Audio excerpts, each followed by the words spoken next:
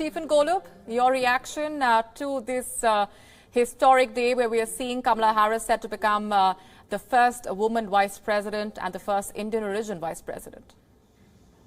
I agree completely with everything your other guest just said. I guess I'd add it is significant, certainly as a model for all sorts of young women, for women of Asian, specifically Indian descent, for women of Black descent, since that's part of her ancestry also. It's really significant just to see someone in a position, in such a high position of authority, potentially the next president in various ways. That's a tremendous impact. More generally, what I just add briefly regarding the implications for India is that this, on balance, is very good. I know that President Trump Mr. Trump and Mr. Modi were friendly, but it wasn't in India's interest to have someone backed by white supremacist forces and who had endorsed and encouraged them to be the president. That was very bad for all communities of color, including Indians. It wasn't good in terms of visa implications. It wasn't good in terms of foreign policy to have a president who, if China came along offering a trade deal or offering potentially great investments for his companies in hotels or businesses in China, he easily could have turned his back on India. So this is very good for India, even more, certainly including with Kamala Harris being vice president, but even in ways that go beyond that. And one more point I'd emphasize is this is good for India and the world in that the United States has stepped back from the abyss of falling into authoritarianism, which is what the re-election of Donald Trump would have meant. Our democracy was saved by this election, with ramifications certainly for us, but also positive ramifications for the rest of the world. All right, stay with me. Ray Locker and Stephen Golub. Also joining us on the broadcast this minute is Professor Brahma Chalani, Professor for Strategic Studies at the Center for Policy Research. Thanks very much, Professor, for speaking with us here on Beyond World is One. Your initial reaction to the latest coming in, the Associated Press has declared Joe Biden to be the winner of this presidential race, and what this really means for the India-US partnership. Well, as Biden takes office, India is on the cusp of joining the US-led security architecture. Recently, India signed the last of the 4 foundational agreements that the US maintains with all its close defense partners. And the main driver of India's new willingness to build closer defense collaboration with the US has been China's expansionism. But Biden is expected to reset US policy on China. He will seek to lower tensions with China. He will seek to establish better cooperation with Beijing. And if he resets ties with China, there might be concern in New Delhi about Washington's reliability. And if he changes the Trump policy approach toward Pakistan, Trump cut off most security aid to Pakistan. And if the Biden administration were to relieve pressure on Pakistan, that again would make New Delhi have second thoughts about jumping on the bandwagon of the US. And there is yet another issue that we have to bear in mind. And that issue has the potential of souring relations with India. When Trump, in the 4 years that Trump was in office, he refrained from commenting on India's internal matters. Even when he was asked to comment on the controversial Citizenship Act, he said that was an internal matter of India. He realized that any statement that he made on a domestic Indian issue would give a handle to Prime Minister Modi's vocal critics at home. But Biden, through his official campaign page, has already slammed Modi's government on issues like Kashmir and this citizenship law, calling these matters inconsistent with India's secularism. Now, as you know, India has traditionally resented such interference in its internal affairs. This resentment predates Modi's arrival on the political scene.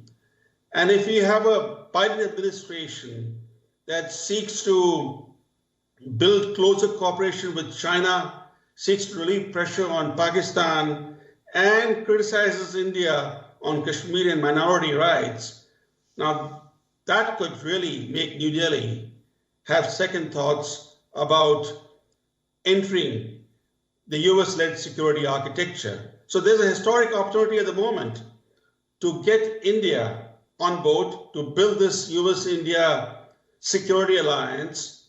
And if Biden were to flunk that opportunity, then it will be a huge loss for US foreign policy. A historic opportunity indeed, Professor Tanani, as you're saying, and a historic day for the United States of America. On our screen is the latest tweet coming in just moments ago from President-elect Joe Biden. America, I'm honored that you have chosen me to lead our great country. The work ahead of us will be hard, but I promise you this, I will be a president for all Americans, whether you voted for me or not. I will keep the faith that you have placed in me.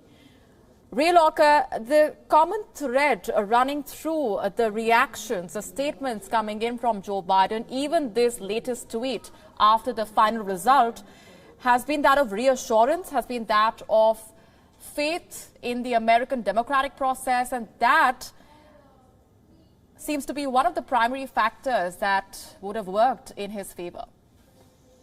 Yes, I mean, that's traditionally what U.S. presidents do. I mean, they go to places where there have been problems, regardless of whether they voted for the president or not. They try to reassure people.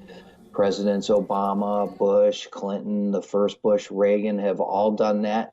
That's something that President Trump has done relatively little of. And while I do think his mishandling of the coronavirus affected his political standing, I also believe that there was just a general sense of exhaustion from many voters who were like ready to move on to somebody who's a little more comforting, a little more traditional. You can only have, so much in your face attitude, for anyone. And really on the part of a lot of Republicans, elected officials, they were tired of it too.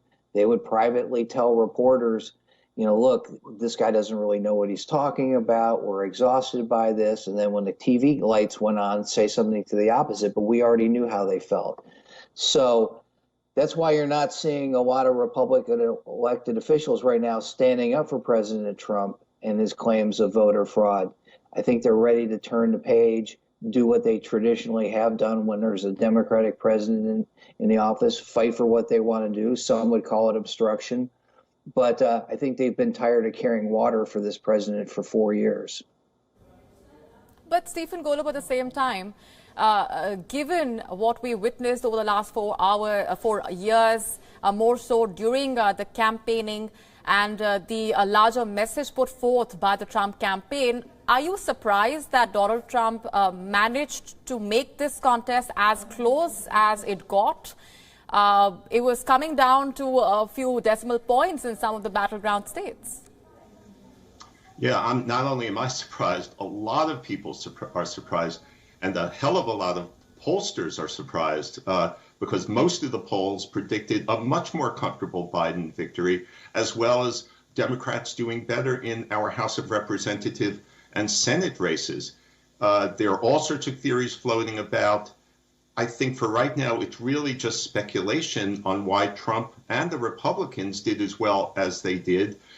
In the weeks and months to come, there'll be some serious analysts, research and the like that will make the answers clearer. But for now, there's a lot of surprise in the air, even as there is relief in the air that Joe Biden won. The implications of this, though, the implications of Trump doing as well as he did are that the leading implication is that Trump may leave office, Trump will leave office, but Trumpism is not dead. He'll continue as a force afterwards. The ideas that drove him, that made him popular, some of them very, very negative, and as I've said, racist ideas, not among all of his supporters, but among some of them, will continue to be part of our dialogue. We had some really, a few really strange people running as Republicans, believing crazy conspiracy theories, who got elected to the House this time around. So a lot of issues, a lot of problems will continue, unfortunately, as reflected by the fact that Trump did as well as he did.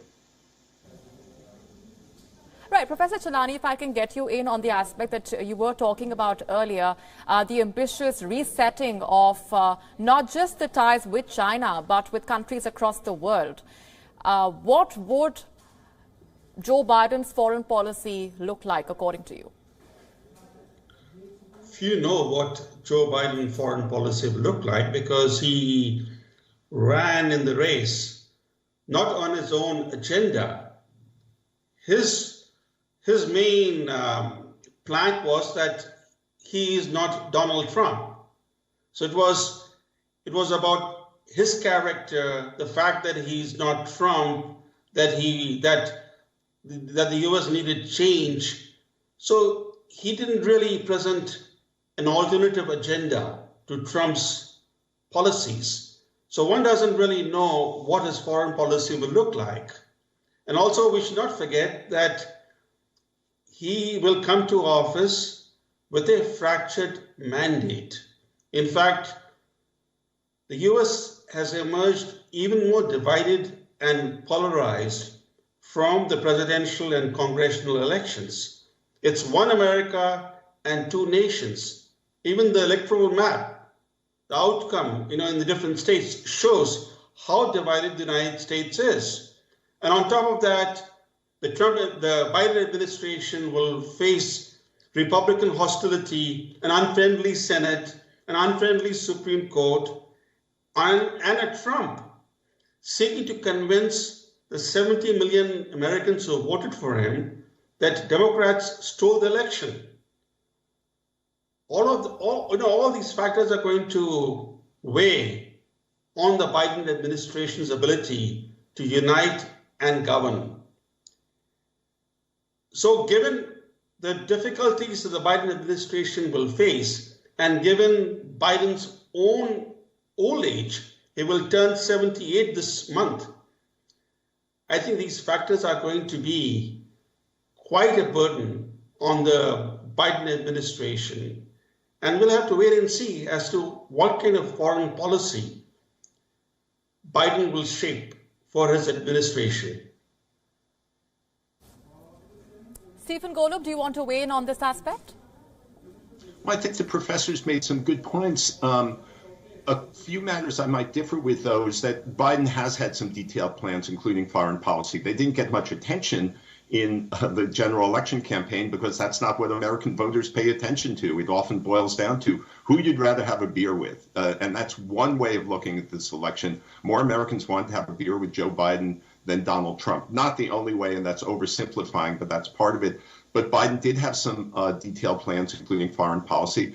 More specifically, I do think we'll see Biden taking China, its economic, political, and military threats very seriously. He's not a lightweight. He's experienced. His leading area of experience is really in foreign policy, and the people around him are serious foreign policy veterans who know what China can be, who know the negative aspects of China's conduct around the world, including for India, and he'll continue to value India as an ally and a friend. Above and beyond that, I get that back to a previous point I made, in that it's in the interest of India and all of us to have a president who understands issues which Donald Trump didn't. He refused to read even short briefing papers because he's apparently incapable of that. It's the attention issue. And beyond that, he really is an unstable character, and you don't want that as the president of the United States, and an unstable character who turned his back on even the best of friends if it serves his own political, personal, or financial interests. That was not in the interest of India and the world. In Joe Biden, we do have a stable, knowledgeable, experienced person who values India and takes China very, very seriously. So I wanted to emphasize those points. Professor Chalani, we're also talking about how this is a historic moment for the United States when we look at Kamala Harris taking over as the next vice president. We have spoken about how this will be a new chapter for the India-US partnership. What, according to you, would be the stumbling blocks right away, given the baggage from the Trump presidency? Well, when Biden was vice president, Obama declared that the US-India relationship is one of the defining partnerships of the 21st century. Biden may prioritize deepening America's engagement with India. In fact, given Kamala Harris's Indian heritage, it would be ironical if relations with India did not flourish under Biden. Biden could accomplish what Trump failed to clinch: a trade deal with India. As you know, a trade deal between India and the United States has been under negotiation for the past year or so, and that deal never materialized. And the booming bilateral trade between the US and India now totals more than $150 billion a year. The US needs India to break China's stranglehold on key global supply chains, especially in the medical sector. India is the world's leading supplier of generic drugs. Another reason why India will be important for the new administration in Washington is that US policies over the last decade or so have counterproductively fostered an expanding alliance between Russia and China. That makes America's new bond with India most significant for US policymakers. India is assuming greater meaning for Washington because of this growing partnership between China and Russia. So unless the historic opportunity to forge a US-India security alliance slips away, I expect the US and India to establish an unbeatable partnership that helps to underpin a stable balance of power in Asia and the wider Indo-Pacific region. Stephen Golub, Professor Chalani also talking about the need for America to reset ties with China amid the pandemic, which the United States has definitely been the worst affected because of. What do you think would the next 1 year perhaps look like under Joe Biden as far as the US-China relationship is concerned? Well, that's a good question. Part of it depends on what China does and how China reacts. Will it continue to be so aggressive in the Indian Ocean, in the South China Sea, in terms of the border? You know, the border, what its aggressive actions towards India along your northeast border, all sorts of issues like that. I think he'll try to put, and trade matters as well. I think he'll try to put things on a more even keel with China. The approach he'll take will be steadier than Trump's, which again was mainly Trump's trade fight with China wasn't really about very substantive matters. It was more about what he could do to appear to be strong to the American public in ways that would help garner him votes. And I think Biden will take a more a view to trade and to all these other strategic issues that will have a longer term and less personal aspect to it, and that will be on balance good. But will we come out of this a year from now with a greater degree of hostility between the US and China, or somewhat smoother and friendlier relations? I think Biden's team will handle it well, but a lot of that depends on the actions that China takes, and those are kind of hard to predict right now. Right, and speaking a little bit more about Donald Trump's handling of the COVID-19 crisis, Stephen Golub, first calling it a hoax to begin with, and then not even listening to the scientists and talking about firing the top American infectious disease expert, Dr. Fauci, just days before the election. On the other hand, we have Joe Biden talking about how his number one priority will be dealing with the COVID-19 crisis. To what extent do you think Trump's handling of the crisis has helped Joe Biden achieve what he has? And the scenario seems to have completely changed, if at all, over the last few weeks? Well, I think the scenario, as one of as another guest pointed out, astutely pointed out, it wasn't just a matter of the COVID crisis. It's partly a matter of the contrasting styles. Some people were just burned out on Donald Trump. Every day it was something new, and it was often something nasty or negative or new scandal or something he was tweeting about. And one of the ways in which one of the impacts of this election is that I think many of us will just relax a little bit more. In some ways, the Biden administration will be more boring, even though it'll be dealing with some challenges and some big challenges, and that'll be a relief. So, when in terms of the past few weeks, the COVID crisis has gotten even worse here. Whether that contributed to Biden winning or not, I don't know. I think the long-standing incompetence and indifference of the Trump administration in handling COVID were more a factor than the past few weeks. And one impact I might add, as long as we're talking about COVID, is that I don't think it's an overstatement to say that hundreds of thousands of people who otherwise would have died in the United States if Donald Trump had been reelected will live because Joe Biden has been elected, because the Trump administration's policies and indifference would have continued long after January 20th, even with the vaccine on the horizon for next year. What Biden will do in terms of the model he'll set, the coordination he'll undertake, the policies he'll put in place will save many lives here. Right. Stay with me, gentlemen. Just a quick look now at the latest numbers that are coming in. And there we have the final picture of what America's electoral map looks like. Joe Biden winning the White House as per the Associated Press. He has sailed way beyond the 270 magic number required to take over the White House. His tally at the moment, as per the Associated Press figures, standing at 284. Remember, over the last few minutes, he has grabbed Pennsylvania as per the Associated Press results, which has given him that comfortable 20 seats, taking him way beyond the 270 number. 284 is where Joe Biden's tally stands at the moment. Donald Trump with 214.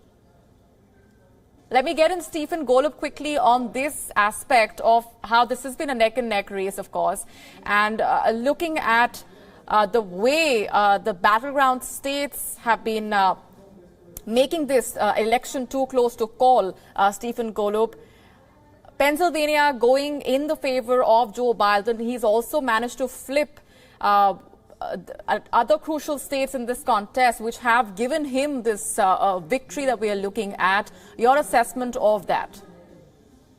Well, yes, he also flipped two states that put Trump over the top in 2016, Michigan and Wisconsin, very crucially. I might add that when all of the electoral votes are totaled up, there's an excellent chance that Biden will win Nevada and Arizona, and a very good chance that will come out on top in Georgia. So his totals will be even more than that.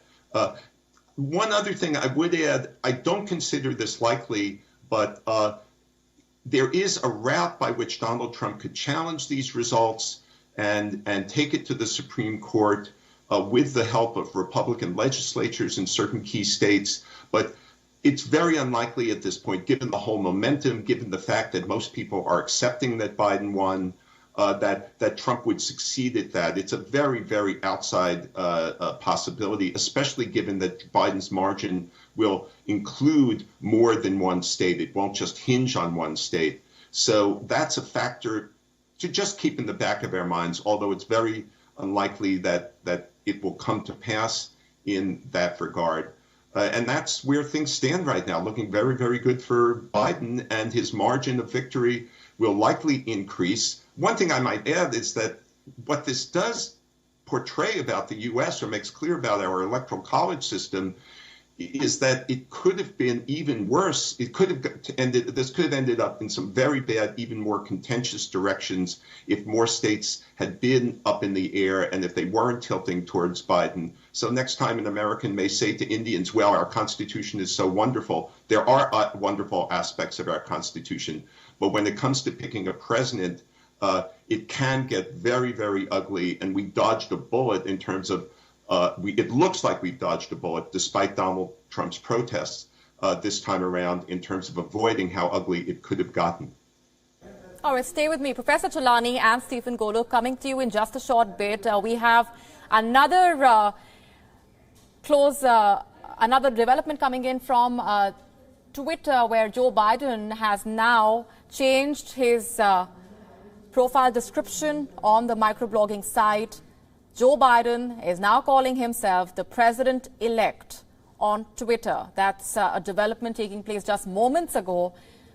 Joe Biden set to become the next president of the United States of America. To those of you who are just joining us, this is the clear picture, the mandate that the Americans have handed out. As per the Associated Press, Joe Biden grabbing 284 electoral college votes. What's changed in the last 1 hour when you've perhaps been away from your TV screens is that Pennsylvania has gone to Joe Biden. Pennsylvania has a huge chunk of 20 electoral college votes, which then took him way beyond the 270 magic number and gave him 284 electoral college votes. And there we have Kamala Harris's Twitter page as well. Kamala Harris set to become the next vice president of the United States, the first woman vice president and the first Indian origin vice president of the United States. There we have the Twitter page of Kamala Harris, where she has described herself now just moments ago as Vice President-elect of the United States of America. Let's get in a quick reaction now also from our team of correspondents on the ground. First to Mandy Clark, our London bureau chief, who's been getting us a sense of the mood on the ground. Mandy, I believe you have reactions coming in from London of the way the celebrations have panned out over the last few minutes to Joe Biden being declared the winner and the next president of the United States of America by the Associated Press. Give us a sense of what's happening around you. Well, there is fireworks going off, of course. A few nights ago were fireworks night, bonfire night, but there's a sense of elation and celebration. There was very much in the public seemed to there's those fireworks back Joe Biden in many senses. Of course, the government itself was slightly more aligned to Donald Trump, with Boris Johnson making a lot of overtures to Donald Trump, of course, in light of Brexit and that trade deal that Donald Trump would promise that would be a beautiful trade deal. Now, of course, all things have changed with Biden. So it might be a slightly a rejig for the parliament to start those warm relationships with Biden, but certainly the mood in the public here is a sense of jubilation. There was in the British public, there didn't seem to be as warmth a feeling when it came to Donald Trump. He was seen very much here as a divisive character. So a sense of a return to the America of the past.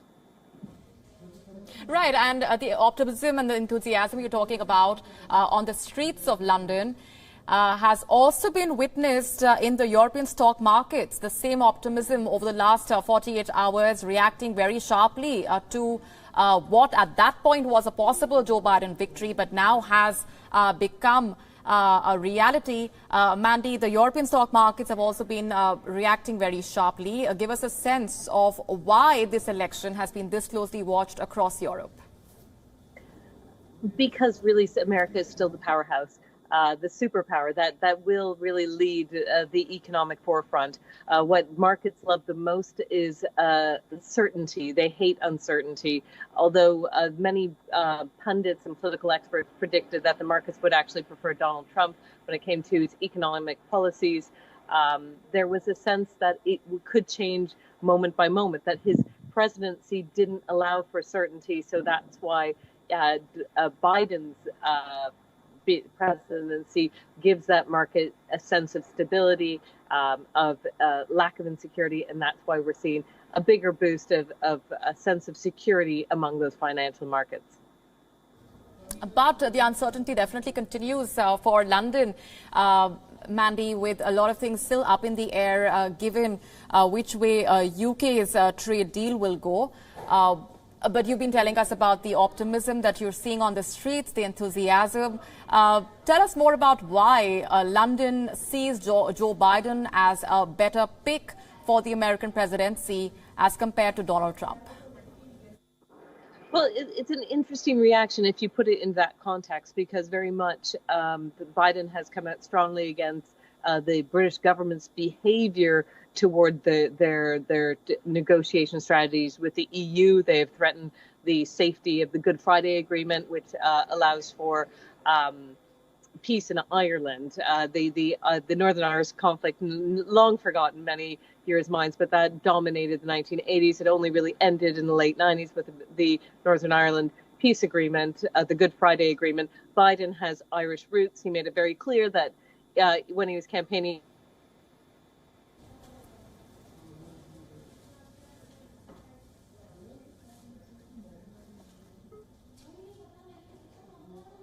Right, and we will keep closely monitoring the latest coming in from across the world. Of course, this has been an election which has been watched with bated breath, not just in the United States, but across the world.